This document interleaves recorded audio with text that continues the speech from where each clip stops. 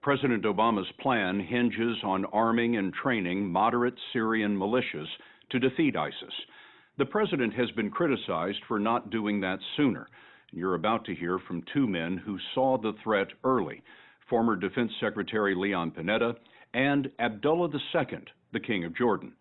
Jordan is a moderate American ally nearly surrounded by war, with the Israeli-Palestinian conflict to its west, Syria to its north, and Iraq to the east. Today, we spoke to King Abdullah in New York before this month's UN General Assembly meeting. For hundreds of years, his family ruled the holiest shrines in Islam, and the king was nearly at a loss for words today when we asked him about the head of ISIS, who claims to lead all Muslims. The story will continue in a moment. I hate to use the word heretics or whatever the words of those types are, but to even call himself a Muslim, to me, is just the words that I just particularly don't want to use on this program. You just used the word heretic. Is he an Islamic heretic? I think to use the word Islam and him in the same sentence is not acceptable. That he even speaks in the name of Islam, for me, is just so horrendous and so shocking. The Kingdom of Jordan has borne the burden of the Syrian civil war, even though it has no oil wealth and precious little water. We went to the border where for 3 years refugees from that war have risked death in the desert in the hope of reaching Jordan where they're welcome. We caught up with this group of refugees inside Syria as they made the last mile to the berm that marks the border with Jordan. There are hundreds just like them every day, thousands every month. Jordan is now host to vast refugee camps which have become cities in the desert. It's the right thing to do. I mean, where else would the Syrians go? And they're in dire straits, and that's why today we have 1.4 million Syrian refugees in our country, 20% or slightly more of our population. 20% of the population, yes, are refugees from outside the country. Equivalent of probably 60 million refugees in your country as we speak. How long can you manage that? Well, I think we're at the limit, actually, and with the difficult economic conditions that we're in, it's a tremendous burden on our country. Have your troops been engaged with ISIS? Do you think of your borders as secure? We have retaliated to several contacts over the past several months to those that have come across our border or try to come across our border. So we have been, I think, somewhat aggressive to make sure that our borders are defended. Are your borders secure? Our borders are extremely secure. King Abdullah told us forcing ISIS out of Iraq is the easier part, but he estimates digging it out of its base in eastern Syria could take 2 years. He supports U.S. airstrikes as essential to overpowering ISIS. The difference with ISIS, I think, compared to any other organization is their self-financing.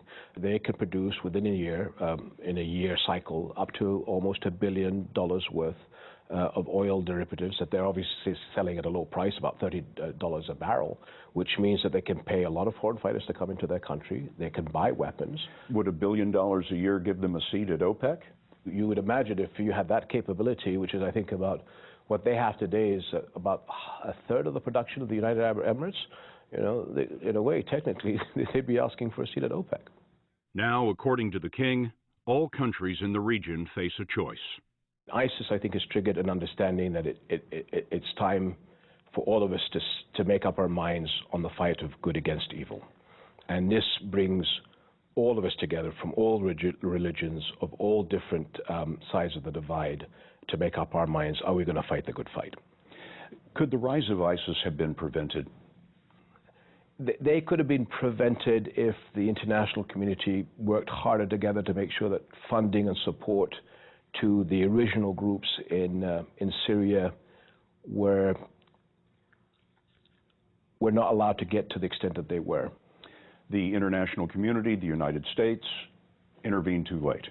I think we could have done a better job in making sure that earlier on it was identified who the bad people were and action by the international community was taken not to allow that to happen. It turns out President Obama was urged to intervene in Syria much earlier. In a new book, Worthy Fights, former Defense Secretary Leon Panetta writes that in a meeting in the fall of 2012, he, Secretary of State Hillary Clinton, the director of the CIA, and the chairman of the Joint Chiefs all urged the president to arm moderate Syrians who had started the revolution against the dictatorship to begin with. That might have left no room for ISIS to grow. The real key was, how can we develop a leadership group among the opposition that would be able to take control? And my view was, to have leverage to do that, we would have to provide the weapons and the training in order for them to really be willing to work with us in that effort. But with virtually his entire national security team unanimous on this, that's not the decision the president made. I think the president's concern, and I understand it, was that he had a fear that if we started providing weapons, we wouldn't know where those weapons would wind up. My view was, you have to begin somewhere. In retrospect now, was not arming the rebels at that time a mistake? I think that would have helped. And I think in part we paid a price for not doing that in what we see happening with ISIS. We will increase our support. Now, ISIS has forced Mr. Obama to reverse himself.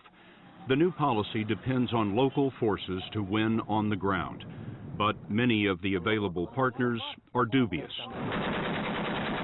Syrian rebels fight each other, and the Pentagon figures only about half the Iraqi army is reliable. But at the same time, ISIS has problems of its own. Its advance is running into heavy opposition now. In the north, we found Kurdish troops holding the line backed by U.S. airstrikes. Thank you, America. Thank you. Thank you, Obama. Thank you, American military. To the east and south, ISIS has come up against the opposing Shia population. Most of Baghdad is Shia. If ISIS has reached its borders, the concern for America now is, what will ISIS export?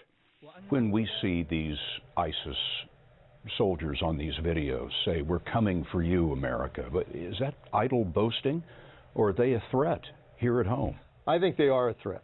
I think they're as dangerous, as fanatical, as terrorist as Al-Qaeda was. And they have a large number of foreign fighters with foreign passports that make them particularly dangerous to the safety of this country. How long does it take to destroy ISIS? I think it's going to take a long time, and I think the American people need to know it's going to take a long time. It's been a long time already. U.S. forces attacked Iraq in 1991 and were engaged on the ground or in the air for 21 years. There it is. The latest effort begins where Lieutenant Mohammed is holding the bridge to Kirkuk. Each American campaign began like a journey on a bridge, straight, narrow, clearly defined, until it reached the enemy. To see our producers' video diaries from the front lines in northern Iraq, go to 60minutesovertime.com.